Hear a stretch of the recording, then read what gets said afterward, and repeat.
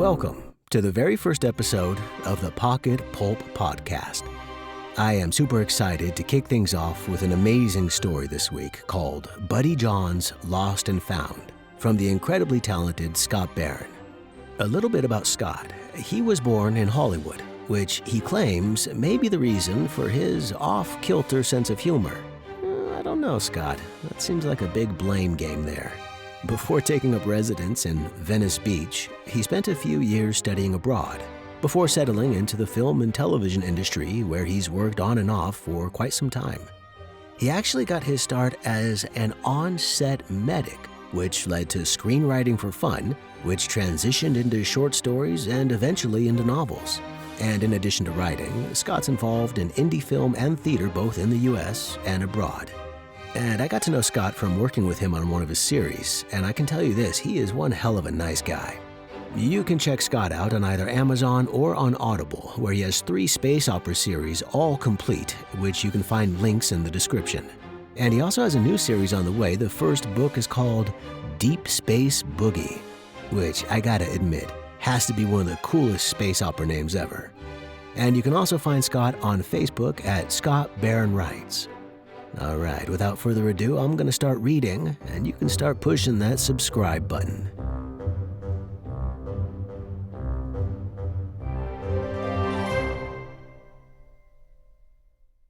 Buddy John's Lost and Found, written by Scott Barron, narrated by Eric Brian Moore. Shit!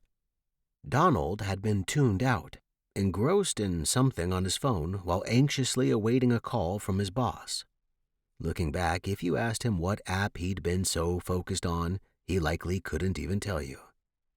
That seemed to happen more and more these days. Diversion, distraction, killing time like he had a subconscious bloodlust for it. The tiny screen's bright glow gradually dimming the colors of the world around him. He had become an unintentional office drone straight out of college. A steady paycheck to cover bills unexpectedly became a real job, and ninja-like his work had snuck up quietly and taken over his life without him even noticing it. Like a frog in a pot of cold water slowly brought to a boil, by the time you realize what's happening, it's already too late. He wasn't paying attention to where he was walking, and neither was the pretty young blonde texting her friends. The collision was minor, just 2 pedestrians bumping in the crosswalk. But in Donald's unfortunate case, the muggy weather played an unexpected role in what was about to be the most unusual of adventures. "Watch where you're going," the girl hissed at him before turning her attention back to the phone in her hand. Donald, however, was not so lucky. His damp grip faltered, his precious phone escaping his grip like a slippery trout fleeing an overzealous fisherman. As it fell, his first thought was how glad he was that he bought a protective case. His second thought was how there was no way in hell he was going to be able to stop it before it skittered into the yawning black maw of the storm drain at the curb. "No, no, no!" he cried out. His phone skipped and bounced, then dropped into the darkness behind the barred opening in the curb. "Oh, this can't be happening," he cursed as he bent down, scanning the drain for his lost device. It wasn't all that dark, but it took him a good several moments before his eyes adjusted enough to spot his phone deep in the bottom of the dusty basin. The street wasn't a busy one. He thanked his lucky stars for that small grace. And after debating the cost of laundering his pants versus the cost of a new phone, he got down on his knees and reached his arm into the dimly lit void until it could stretch no farther. No go. "Oh, this is just great," he moaned as he rose to his feet, noticing the street grime now ground into both the knees of his pants and shoulder of his shirt. There really wasn't any way he was going to let it go. He had too much on it. His contacts, his photos. Sure, it was in the cloud, but... well, he just couldn't lose it like this. Besides, his boss would be pissed as hell if he missed that call. Resigned to the ruining of his attire, Donald, not Don or Donnie, thank you very much, sprawled in the gutter and reached as far as his arm would allow. He stretched every imaginable way, but was still unable to grasp his lost treasure. All right, he thought. That's not going to work. Something in the dark space far to the other side caught his eye. Yes, he thought, as he rose to his feet and surveyed the mocking mouth of the drain. Atop the concrete curb he saw it, the heavy iron worker's access plate. Donald squatted down and hooked a finger through the hole in it, tugging with all his might. No go. He stopped pulling when he finally had to admit to himself he'd sooner rip his finger from its socket before budging the lid. At that moment, fortune smiled upon him as an old Chevy pulled into the parking space a few feet from him. "Hey, bud, you all right?" the man asked as he fed coins into the parking meter. "Drop my phone. You think I could borrow your tire iron for a minute? I'm trying to get this open, but I can't budge it." "Sure, no problem," the man replied and popped open his trunk. The metal rod fit perfectly in the small hole in the top of the lid, and with a solid heave, they levered it up and pushed it aside. "Thanks a lot," Donald wheezed. "I'd shake your hand, but—" "No worries, man. Good luck." And with that, the Good Samaritan chucked the iron back into his truck, locked his car, and trotted off down the sidewalk. Donald peered at the rungs leading down into the darkness. It was only a few feet down, but despite his rational mind knowing there was nothing to fear, his primal, animal brain went on high alert. Danger, it seemed to call out to him, filling his body with a rush of adrenaline. But Donald was not going to give in to mere instinct, and before his body could try to stop him once more, he lowered himself down until his shoulders squeezed past the rim, descending from the bright light above into the dimly lit drainage pit. The rapid scurrying startled him, and he stood up quickly, too quickly, he realized, as he smashed his head into the low concrete above him so hard he saw stars. "Oh, son of a bitch! Goddamn!" The shape in the dark seemed to jump at his voice. He wiped his tearing eyes just in time to see the young child, probably no older than 7 or 8, grab his phone and dart headfirst into the drainage pipe at the far end of the grimy concrete box. "What the hell?" he muttered to himself. "You've got to be kidding me. Hey, kid! Kid, come back here!" He waited for a moment, but the sounds of shuffling continued to grow fainter as the child scurried farther down the pipe. Normally, Donald would never have chosen to dive headlong into a dark and uncomfortable narrow drainage pipe. That just wasn't the sort of thing he did. Perhaps it was the shock from cracking his head, or maybe the surge of adrenaline from encountering a child in the dark. Whatever it was, Donald did something he would otherwise consider unthinkable. He dove into the pipe after him. He had played soldier as a child, what boy hadn't? And after a few uncomfortable moments stuck in the claustrophobic embrace of the corrugated pipe, a deep-rooted muscle memory kicked in, and he started to belly crawl. Though unlike his childhood fantasies of evading enemy soldiers as he dodged fields of barbed wire, this time he was the one pursuing, and his prey was far from imaginary. After what could have been 20 feet, or maybe 100, he stopped and listened. Nothing. He was headfirst in a pitch-black pipe God knows how far underground, and now he was alone. "Great," he muttered. "This is just perfect." A faint scuffling sound up ahead grabbed his attention. "Oh, you little—" With renewed energy, he lurched into motion and forced his way forward until moments later his head bumped a wall. A dead end? No, he realized it was a bend in the pipe.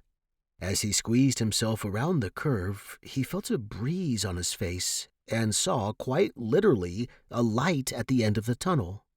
Wrapping his fingers around the lip of the pipe, he pulled himself out into a dimly lit chamber, perhaps 30 feet across. More than a dozen identical pipes like the one he had just exited all opened up into the space. At the center of the chamber was a large metal grate set in the dusty floor, propped open, a pair of small footprints barely visible in the dirt at its edge. He opened the grate and peered down into the large concrete runoff tunnel. It hadn't rained in weeks, so he wasn't worried about that, and it was only a short drop down, so he once more made up his mind and did something against his usual nature. Landing as quietly as he could, Donald noticed there was a glow of electric lights coming from the distance at one end of the tunnel.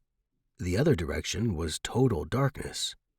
To his great relief, the tiny footprints in the dust led toward the light, and thus, in a manner far better than consulting a magic 8-ball, his path was chosen for him. Christmas lights, weathered Japanese lanterns, old car headlights, myriad sources of illumination haphazardly wired together illuminated the enormous underground vault. It was astounding. It was unexpected. To his suddenly wet eyes, it was beautiful. Beautiful and buzzing with life. People were moving about, some intently fashioning Lord knows what from scraps and pieces scavenged from the pipes, others selling their wares in makeshift carts of reclaimed metal and wood.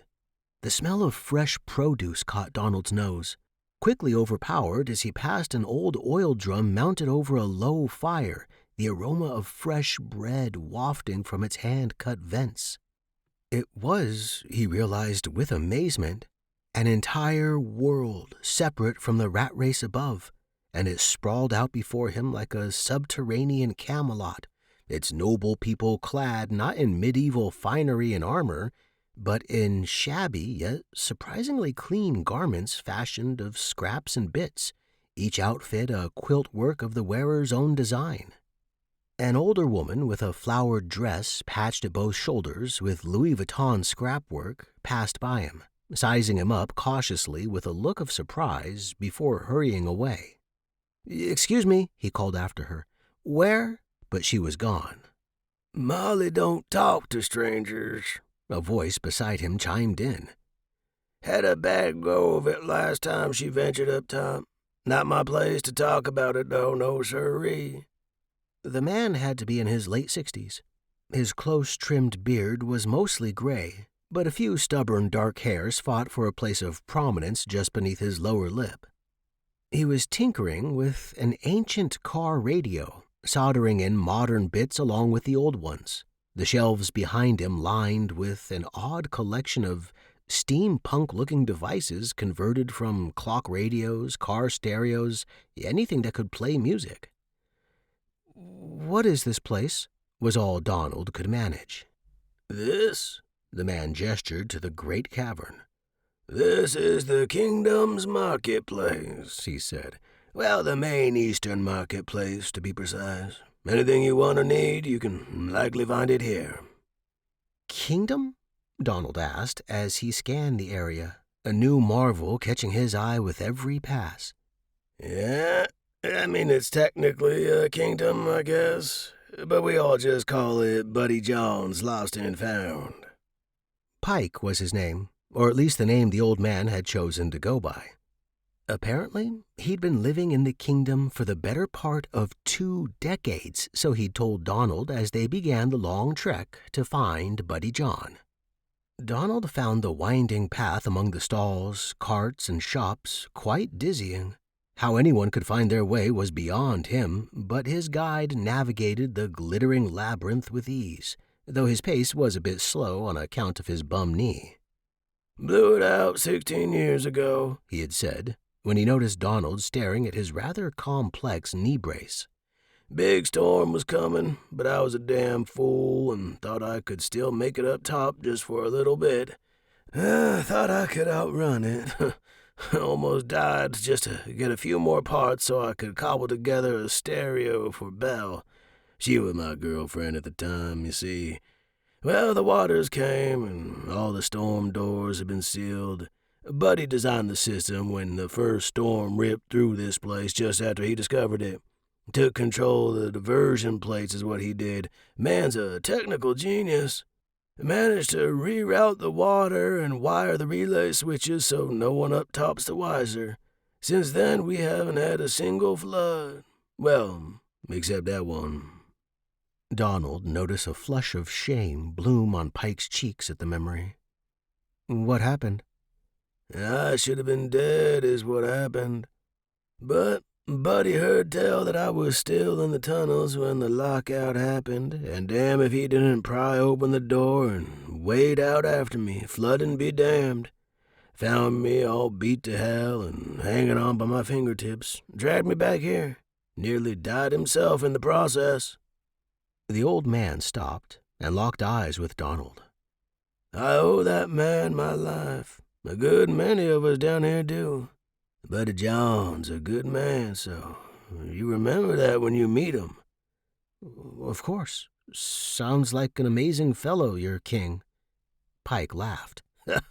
"Yeah, amazing, yes. But some might also say certifiably mad." They'd been walking for some time, nearly half an hour into their trek according to Donald's knockoff Rolex, which he checked regularly. It seemed that just when he thought he was finally getting used to the place, he would once more be floored by some new sight, the twists and turns that encompassed the sprawling network of caverns. It was vast, amazing, and according to Pike, it was 100% off the grid. As they passed through a metalworking section, the smell of sweat and ring of hammers on steel filled the air. It was almost a living beast, but one whose body was made of strong men, its heart the red-hot furnaces over which they labored. Nearby, the sound of shearing metal cracked through the air as a parts rack tipped as its load shifted, then gave way and tumbled over with a screech. "Get this thing off me," the man trapped beneath it squealed. "Come on," Pike shouted as he rushed to help. Donald stood there, eyes wide, frozen in his tracks as he watched the scene unfold before him. Pike put his shoulder to the heavy bars and with a massive push began to shift the metal until the man trapped beneath could wiggle free. "You all right?" he asked, huffing for breath, bent forward, hands on his knees. "Yeah, thanks, Pike. Lucky thing you were here." Pike glanced at Donald, still standing where he'd left him. "Yeah, lucky thing, that." The old man had been a bit less talkative after the accident, and the pair walked in silence for several minutes before Donald spoke up, hoping to lessen the oppressive weight of his inaction. "I've never been strong," he began. "When I was 7, we had a flat on the way to school. My dad was in a hurry. He had to get to work after dropping me off." Donald paused as the memory flooded over him.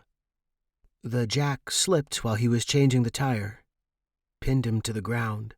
He was screaming over and over for me to get it off him, but I didn't know how it even worked. I was just a kid. I pulled and pulled, but couldn't budge it. There's my dad, my invincible hero, screaming, and I couldn't do anything about it. Luckily, another driver stopped and helped, called an ambulance. Look, you don't have to. I don't want to be like this. It's just... Let it go, son. Sometimes shit just happens." Pike sighed. With those words, the tension seemed to ease between them, though Donald's shame at his uselessness was still almost tangible.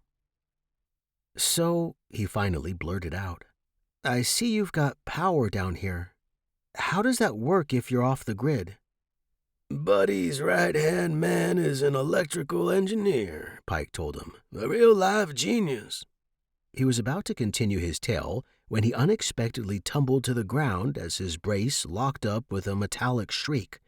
Damn thing. Must have overloaded the joint from the strain back when..." He wanted to be understanding of the young man's inaction and tried his best not to be judgmental in his glance at Donald. He failed. "Hey, Dustin, come here," he called to a teenager passing by.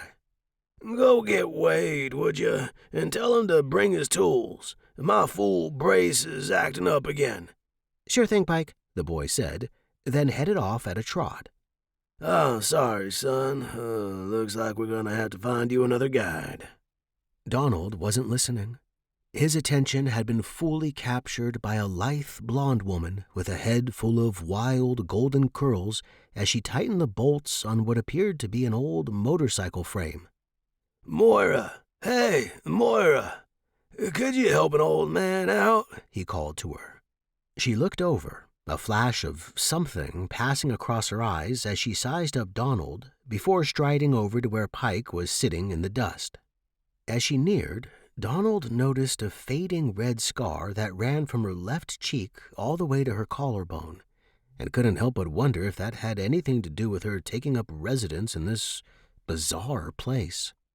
"Pike, what have you gotten yourself into this time?" she asked, eyebrow raised with amusement. "Just showing my new friend the lay of the land, but this damn thing went and locked up again. I'm taking him to see Buddy." "Oh," she said, a bit intrigued. "He's planning on staying?" "Well, don't know about that, but I thought he should meet the men in any case." "So he's just a visitor," she said, her tone returning to one of disinterest. "Excuse me, I'm right here, you know," Donald sniped. She fixed her green eyes on his brown ones with a curious look. Perhaps one might even call it amused. Perhaps. Yes, I know you're right here. I'm not blind, you know. Just sussing out the details is all. Well, if Pike says you're okay, then I suppose you must be." "So, you'll take him?" the old man asked. "For you, Pike, of course. But it's going to cost you. Work your magic on my subwoofer, and you've got a deal." "Done." "Good. All right, mister. Let's get moving. We might be able to beat the lockdown," she said, as she picked up her pack and slid it across her shoulders. "I have a name, you know." "Figured you probably did," she said, pausing to look him in the eye. "Most folks do." Then she turned and started walking. "My name's Donald," he called out after her. "Okay, Donnie, you coming or what?" "Donald, not Donnie." He hated that nickname. "Whatever, Donnie. Start putting one foot in front of the other already," she said with a laugh. Pike watched with an amused grin. "Took her a while, but since she's been with us, that girl's become a hell of a confident woman. Force of nature. Quite a handful, that one is." "Yeah, I kind of picked that up," Pike chuckled. "Take care, son. I'm sure I'll see you again." Donald waved a farewell and turned to catch up with the shrinking figure of his odd guide. She didn't talk much, at least not at first, though he did occasionally catch her stealing glances. "What?" "Nothing. Just your clothes are filthy is all," she chuckled. "Look who's talking, Miss Patchwork. Hey, at least mine are clean." "Well, it was a bit of an ordeal getting here," he lamented. "And not exactly the most sanitary and pristine of entrances, if you know what I mean." "And how did you even manage that? I mean, no one ever finds this place." "Some kid stole my phone from a storm drain." "Ah, Billy. You know him?" "Oh, yeah. Everyone knows Billy. Kid's the best scavenger we've got. Bit of a rascal, though." "Can you take me to him?" Donald asked, hopeful. "On the way back, maybe. I promised Pike I'd get you to Buddy John, and that's what I'm going to do." Conversation was slim as they walked. Donald had no idea what to say to the girl. Only when he noticed a dog-eared book peeking out of her bag did he have something to grasp at to hopefully break the silence. "So, what's that book you're reading?" She didn't even turn as she replied, "You probably never heard of her. Amazing author, Hempel." "The Dog of the Marriage?" Donald blurted. "Good one, that." Moira froze in her tracks. When she turned to meet his gaze, he noticed her cheeks were slightly flushed. "Did you say The Dog of the Marriage?" she asked. "You know her?" "Know her? Hell, I think she's one of the finest authors I've ever read. Her sentence structure and word choice are unparalleled." "I can't believe it. No one has ever heard of that book," she said, and so far as he could tell, she wasn't taking the piss, but was quite sincere. "Her others are pretty amazing too," he said, genuinely enjoying the turn the conversation had taken. "Have you read them?" "Others? This is all we have down here in our library. You mean she's written more?" "Oh yeah, several. Her work was actually one of my inspirations." You're a writer? She asked, a piqued interest in her gaze. Used to be. Mostly shorts, a few novels that never went anywhere. God, it's been so long since I've just sat down and let a story out of my head, he realized. It's funny how life sometimes sidelines your passions. You know, if you're interested, the Lost and Found Library would love to have some new works. Oh, come on. Who'd want my silly little scribblings? I mean it. Art is valued here, and bards are held in especially high regard. Seriously? Seriously. Heck, you could easily trade stories for supplies. Entertainment is an in-demand commodity. Well, I don't know. I mean, I'm really rusty. I bet if you start, it'll come back to you in no time. It's just like riding a bike. Why don't you tell me one? Well, I don't know. It's a long ways to go yet. We've got time aplenty. Donald thought about it for a moment. What's the harm, he decided. He began slowly at first, but soon found the stories he'd long tucked away in the dark corners of his mind gushed forth as if they were a coiled spring awaiting the slightest of nudges. As the words flowed, the ice between the two strangers melted like a popsicle on a hot summer's day. Moira had been enjoying playing tour guide, occasionally deviating from the most direct path to show him something wonderful about her home. The crops are grown with a combination of hydroponics and reflective light tubes, she explained proudly as they passed through a cavern rich with the smell of healthy soil. But where does the power come from? Donald asked. I understand the technology behind the fixtures, but that's still a lot of power. Water wheels mostly, was her reply. We've got ourselves an honest-to-God genius engineer down here. Pike mentioned something about that. Did he also mention that he used to work for JPL? The guy's an actual rocket scientist, she said proudly. But why is he down here? We're all down here for a reason, was all she said, before taking him by the hand. Come on, Donnie, you'll love this. Donald, he said, though at the touch of her warm hand, he found he didn't mind being called Donnie quite so much. It's amazing, was all he could manage to say when they entered the chamber. They had reached it by slowly rolling on their bellies through a series of low-ceilinged concrete sluice pipes, the skateboards they'd picked up at the entrance gliding smoothly over the surface as they pushed with their hands. You aren't staring at my ass, are you? Moira teased as they rolled. What? No, of course not, he stammered in reply, a warm flush rising to his cheeks. He was grateful she couldn't see it from up front. Of course he'd been staring.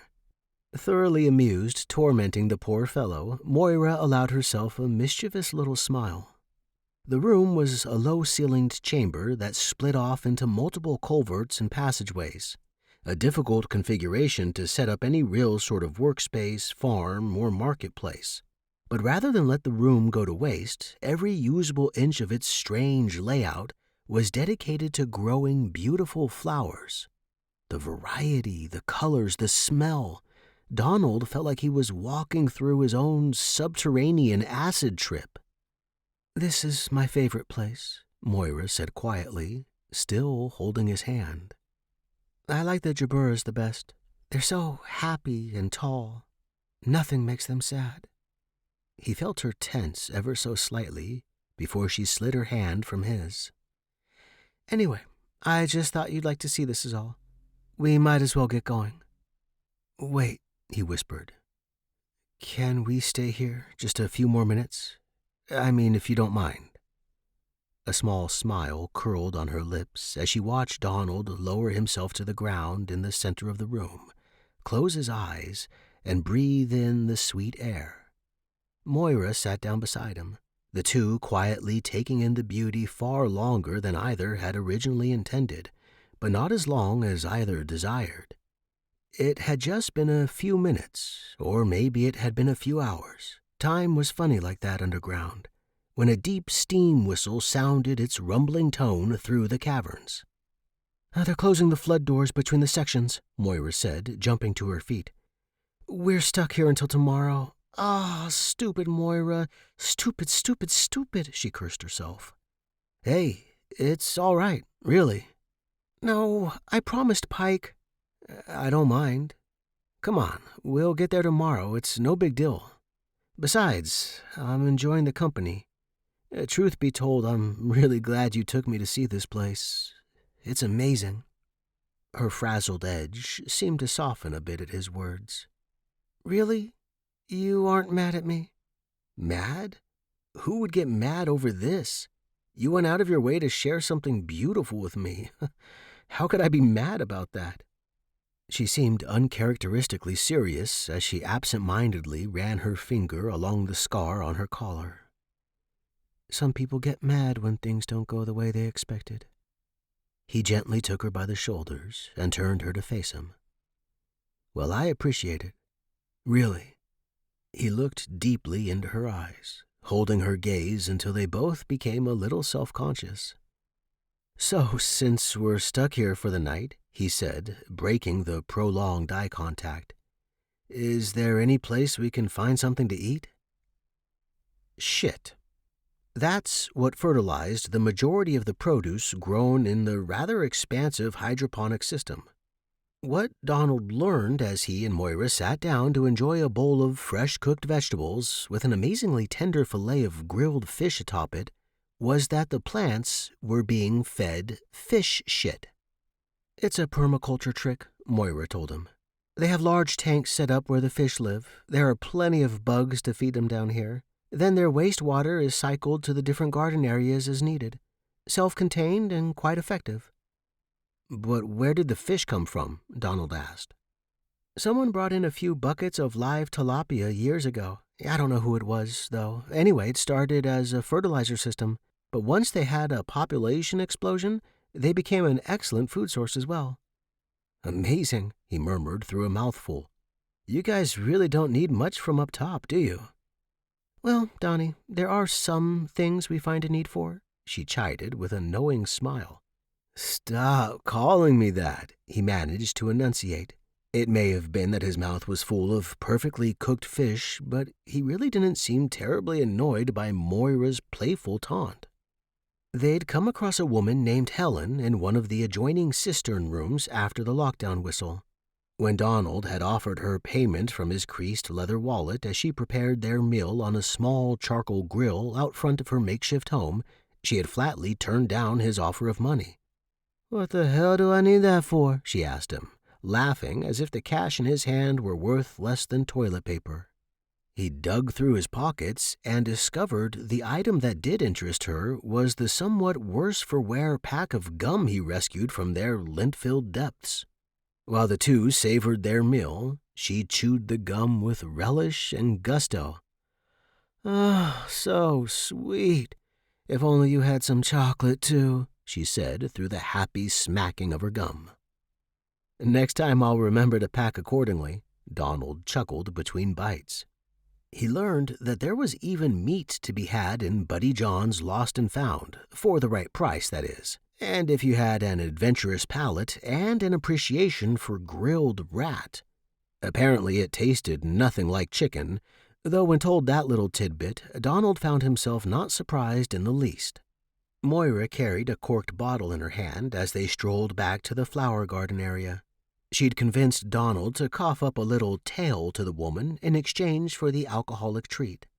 She was happy to discover that once he got over his shyness, his storytelling was actually quite good. Given the nature of their climate-controlled environs, there was no worry for a night chill, sudden storm, or roaming police patrol, so she suggested they spend the night among the flowers. The timers had kicked in, and the light had dimmed substantially when they arrived. The flowers began to close their blooms, awaiting the next morning to shine their brilliant colors once more. Moira gently took Donald by the hand and led him toward the center of the chamber, where a small clearing awaited them. She's so warm, he thought. She sat, pulling him down beside her, then popped the cork on the bottle. Here, first swig's yours, she said, smiling warmly at him. Buddy John's 4th rule of hospitality. Donald sniffed the bottle. Sweet, alcoholic. Putting it to his lips, he took a tentative sip. The warm, golden fluid swirled in his mouth, setting his taste buds alive with a most wonderful sensation. "Oh, that's good," he said as he passed the bottle back. "What is it?" Moira lifted the bottle and took a long draught. "You know the hives we passed? The ones up on the far end of the field? There's something about the things we grow down here, don't know what it is, but it gives the honey a little kick of something special." "Honey mead? I didn't realize I was in a Viking settlement," he chuckled. "Actually, we do have some Scandinavians here," she said, "but they mostly bake bread. It's a Turkish family who makes most of the honey wine." She handed the bottle back. He took a big swig and lay back on the soft soil, a warm contentedness glowing in his belly. That sensation only grew stronger when Moira lay down close beside him and started talking about her life. How she had a rough go of it up top, and how after being attacked and left for dead, Buddy John had saved her and brought her down to this place. The people welcomed her unquestioningly, and when she was finally well enough to leave, she had found she had no desire to. For whatever reason, Donald found himself finding that not so difficult to understand. Perhaps it was the wine, perhaps it was the company, or perhaps it was some magical combination of things. But as they drank and talked, they each seemed to sense some kindred spark, almost as if they'd known one another for years. A while later, lying in the comfortably warm air of the garden, surrounded by slumbering flowers, Donald and Moira joined them as they drifted off to sleep. Donald woke several hours later, disoriented for a moment before remembering where he was. He felt the warmth of Moira's arm, surprisingly, yet quite welcome, draped across him, and looked at her face, studying its intricacies and details. At some point in the course of but a single day, it had become, somehow, the most beautiful thing he'd ever seen. He stared a few moments longer, then with a happy sigh, closed his eyes once more. Feeling his body relax, Moira opened her eyes and fixed her gaze on him with a particular softness and warmth. She stared at the artist trapped in an office drone's body, studying his unusual but handsome features. A little smile graced her lips.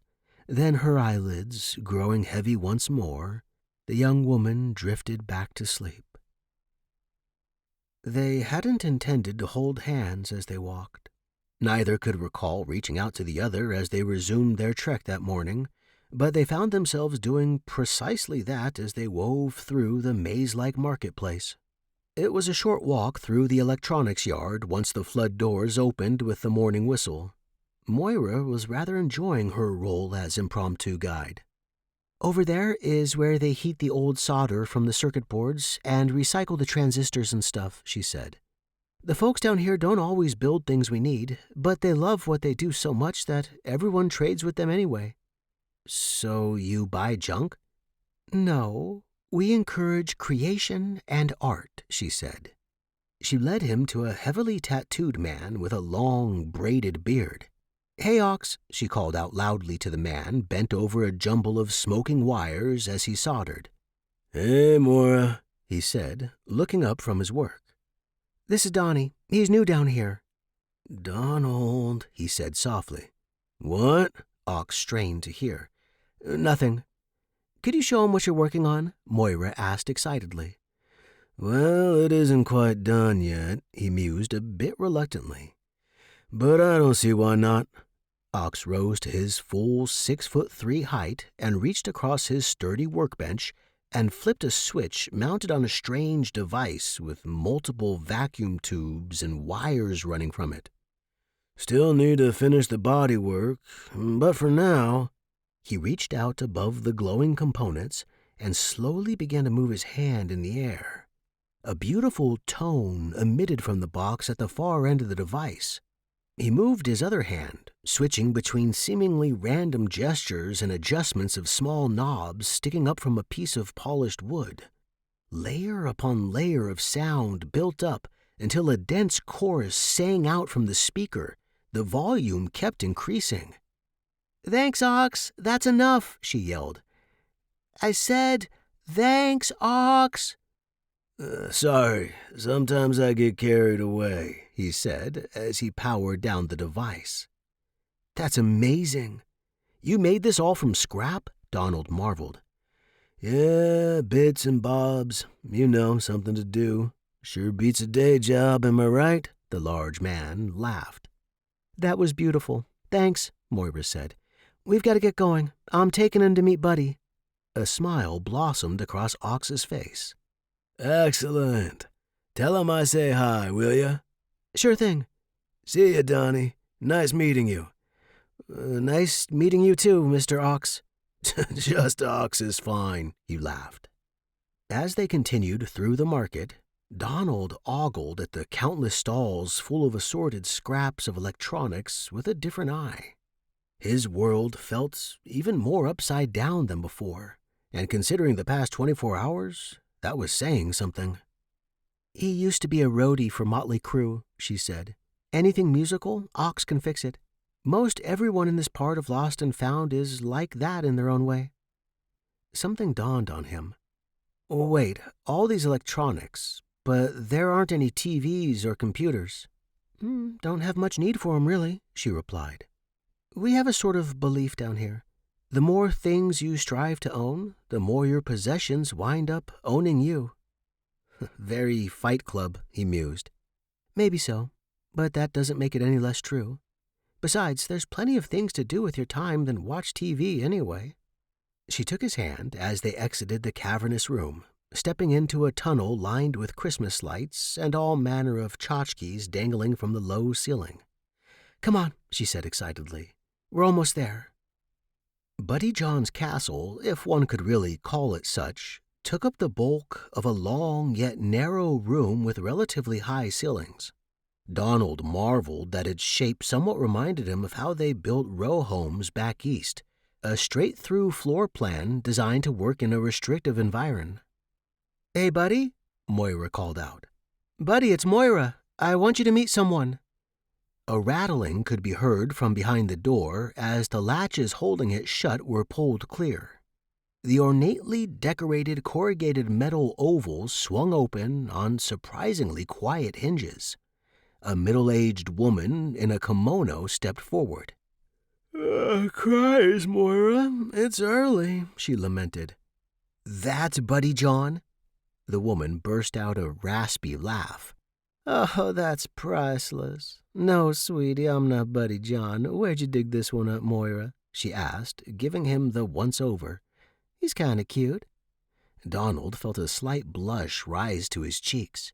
"He's from up top, Daisy. I brought him to meet Buddy."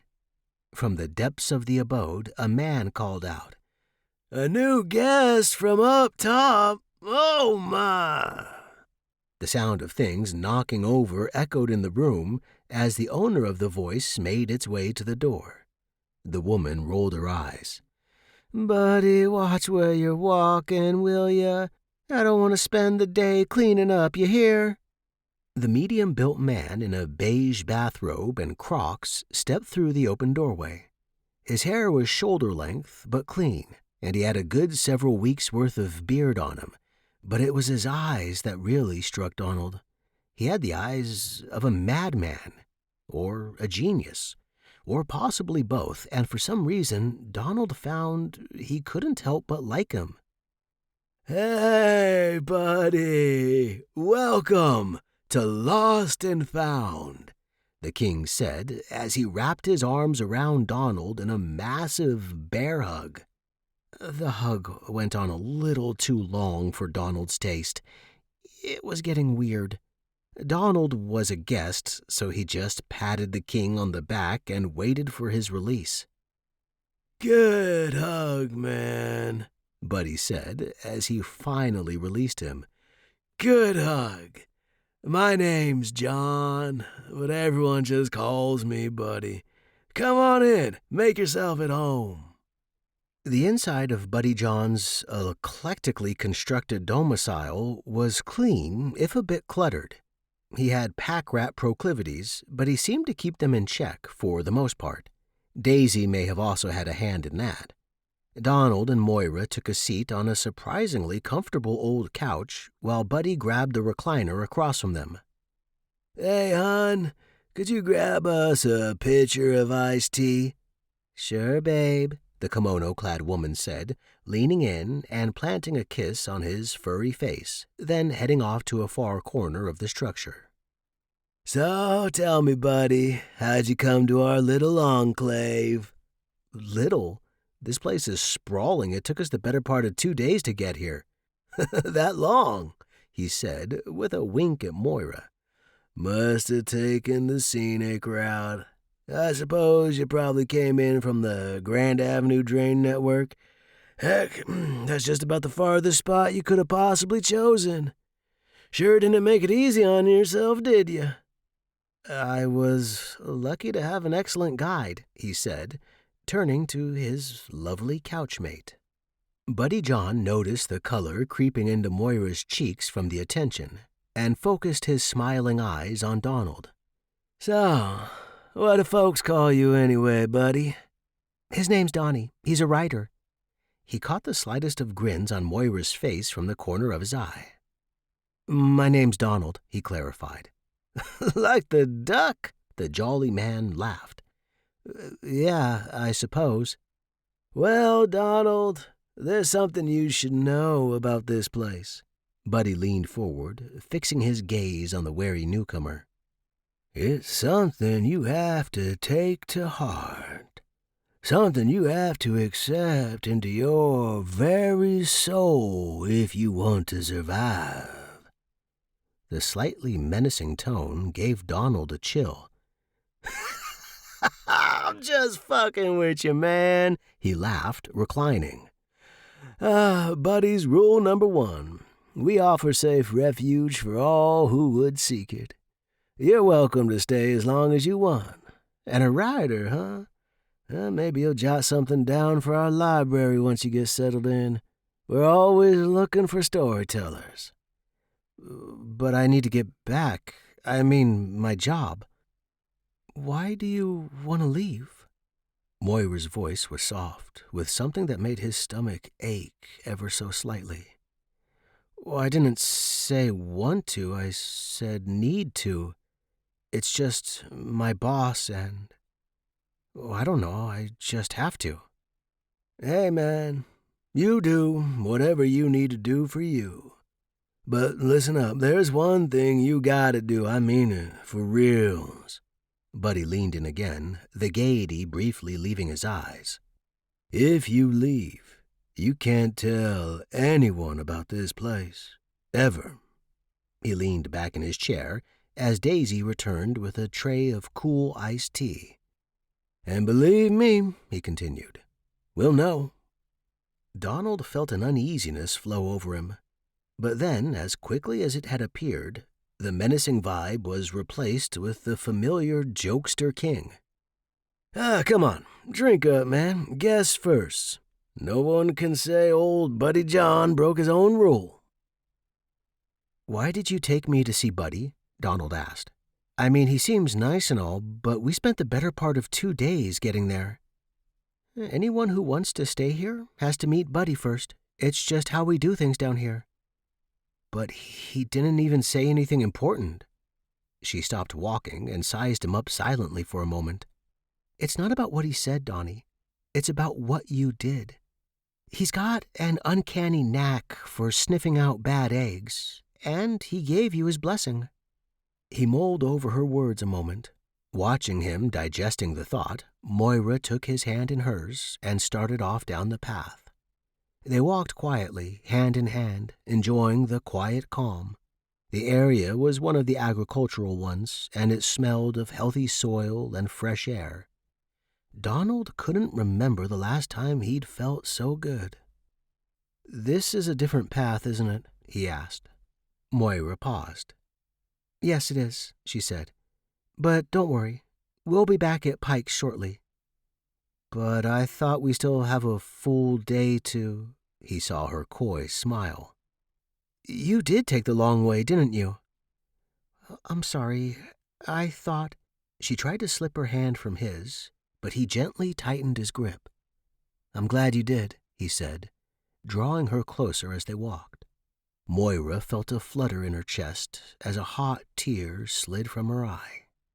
They were passing through another farming sector when they came upon a man pushing a makeshift cart. One of the wheels had broken, and he could barely move the produce-laden vehicle. "Hey, do you need a hand?" Donald surprised himself by calling out. "I appreciate that, yeah," the man replied. "This thing's off balance, and I need to get these delivered before the whistle." Moira and Donald's eyes met. "We won't make it back today if we don't hurry. You realize that?"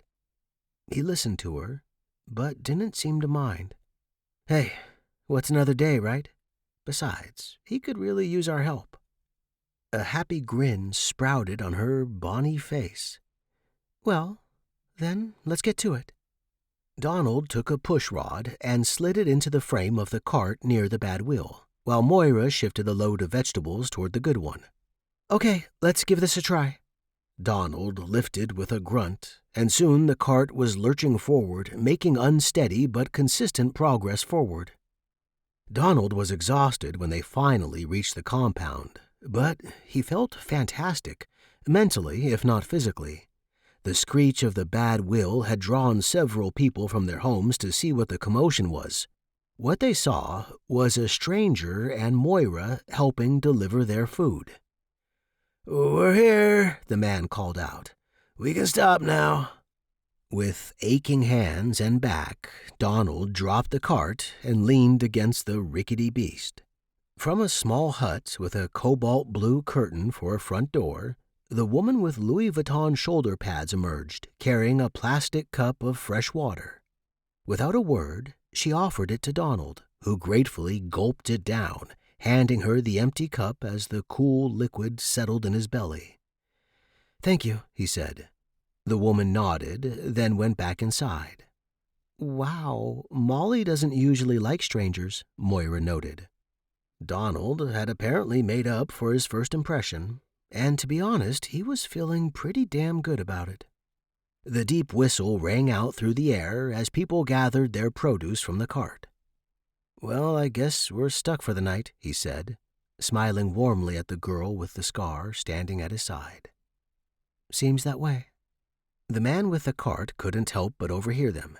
"You need somewhere to rest your heads tonight? You're welcome to stay with me. It's the least I can do after your help." "Thank you. That would be lovely," said Moira. "First, we should go trade for some food before it gets too late."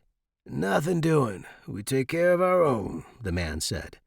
"These folks gave up their time to help me deliver before the whistle. Who will contribute to their supper?" he called out. One by one, each and every recipient of the delivery cart came forward with a carrot or a potato or some beans. "You know what?" the man said. "I think this calls for a shindig." The people of the cavern welcomed the excuse for festivities, and a potluck was done up proper in no time at all, with everyone contributing to an impressive spread. An impromptu band struck up, which only served to add to the ambience, and surrounded by good people, the tired travelers talked and danced until it was quite late. Donald even told a few stories, much to the delight of his new acquaintances. Several hours and many cups of honey wine later, Donald and Moira finally called it a night, curling up comfortably on their generous host's floor, wrapped in the lightweight blanket he had offered from his sturdy footlocker. Exhausted, they melted into the floor and each other, a pair of nesting spoons drifting off happily to sleep. Walking arm in arm back toward Pike's shop the following morning, Donald seemed a different man. He had stopped looking at his watch. His eyes were open and bright, observing the myriad little details of the magical subterranean world. He had a happy glow to him, a glow that Moira seemed to share. "I don't know," he said. "I mean, I guess I wouldn't miss it, really. But I kind of wanted to see how the show ends before giving up TV." "Aha," she chirped. "See, I knew you weren't so shallow." "Shallow? Oh, that hurts," he laughed back at her. They entered a large chamber that seemed familiar to him. He felt perhaps he was getting a sense for the lay of the land and the seemingly random placement of communes, farms, and marketplaces. "Hey, isn't this the one just before the hydroponic squash room?" "It is. You're a quick study. It's starting to make sense." To Donald, the thought of the unusual world was becoming less and less foreign by the minute. That is, until a small boy darted past him into a small cardboard-walled workshop. "Watch where you're running, Billy. Your elbows are pointy," Moira chided the boy. "Did you say Billy?" A flash of recognition crossed Donald's face. "Yeah, he's a funny one sometimes." Donald pulled his hand from hers and raced after the boy. It was close quarters in the workshop he darted into. Dozens of MP3 players and cell phones were strewn about the counter in varied states of disassembly. "Hey, you can't barge in here," the boy cried out. The much larger man pushed him aside and snatched up a familiar glass and plastic rectangle. Placing his thumb on the fingerprint reader, Donald powered his phone on. 11 missed calls from work, and no signal. "Shit, only 5% battery left," he lamented. Moira hadn't followed him in, but when he emerged, neck craned down, eyes locked on the glowing phone cradled in his hand, she felt a little part of her die inside. "Hey, we were going to get some blackberry lemonade, remember?" He seemed distracted, waving the phone about, trying to find a signal. "What? Oh, yeah. Look," he said, showing her the screen. "I've only got 5% left." He spun around, trying to figure the best way out of the chamber. "I've got to get to the surface. I've got to check in." He trailed off, that invisible tug of his miserable job reeling him back like an exhausted fish on an angler's line. Moira stared at him, eyes wet. "It's my boss. I've got to go," was all he managed to blurt out. He couldn't take the look on her face, so he turned away and dashed off in the direction he believed would get him back to the tunnels that had deposited him in this strange place.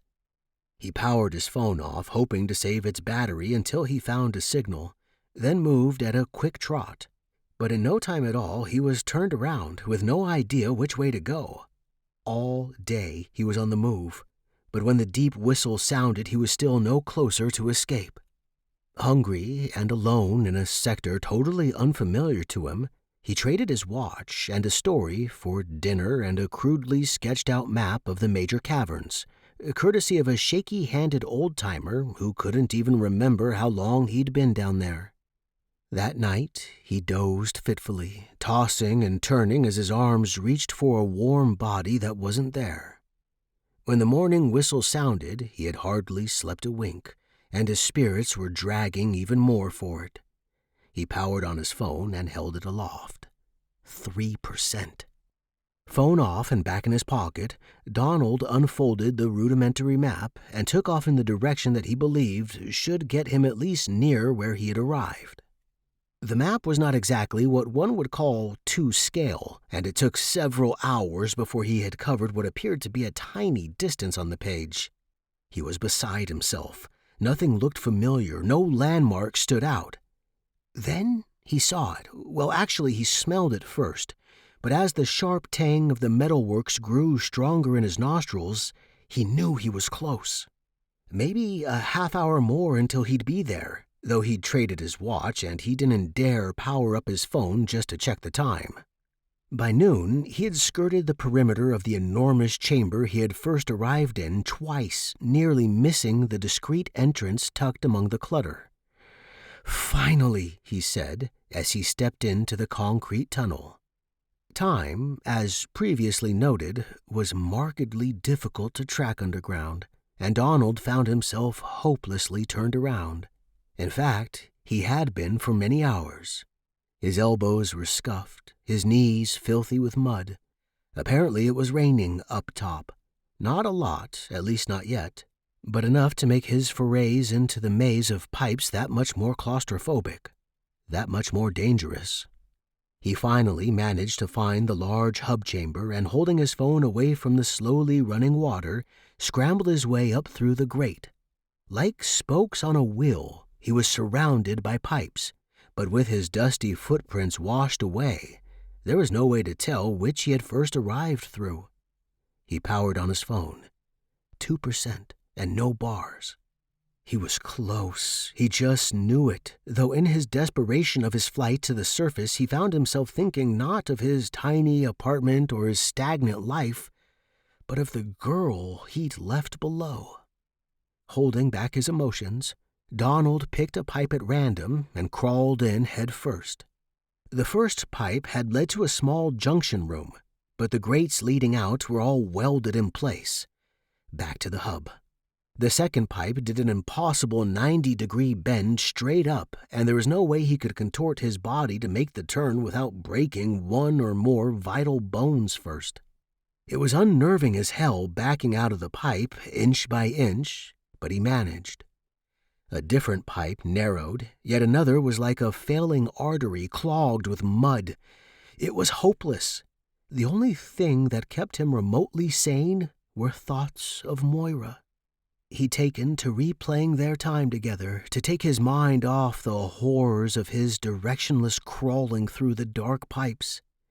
He was exhausted, depressed, and overwhelmed by the hours of hopeless attempts to find his original path. Donald was all about ready to give up and just let the increasingly strong water flowing down the pipes put an end to his misery. In the blackness, he powered on his phone. 1%. Slowly, he backed out of yet another pipe and dropped to the chamber floor with a splash.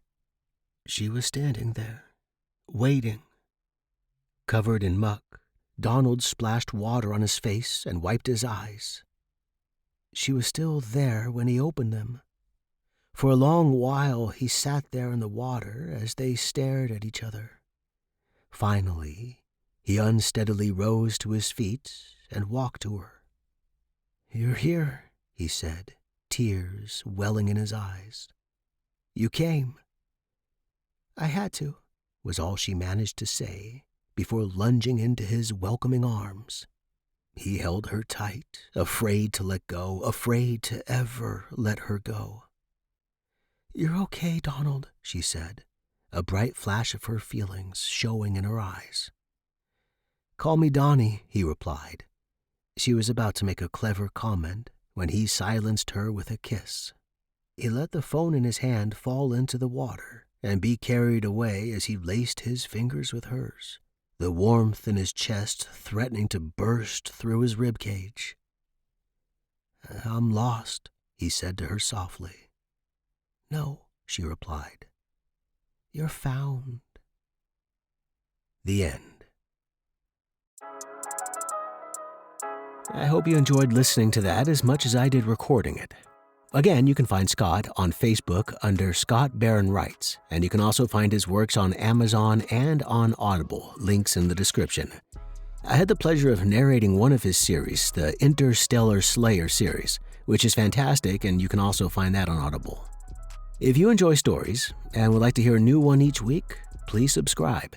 And also check us out on Facebook at Pocket Pulp, where we look forward to talking with and about the writers further. If you're a writer and you'd like to have your story featured on Pocket Pulp, send us an email at pocketpulpsubmission@gmail.com. My name is Eric Brian Moore, Eric with a C, Brian with a Y, and you can follow me on Twitter or check out my website. Music by Bluemont Score and Eternal Producer from Pixabay. Thank you for joining us. I look forward to reading you another fantastic story next week.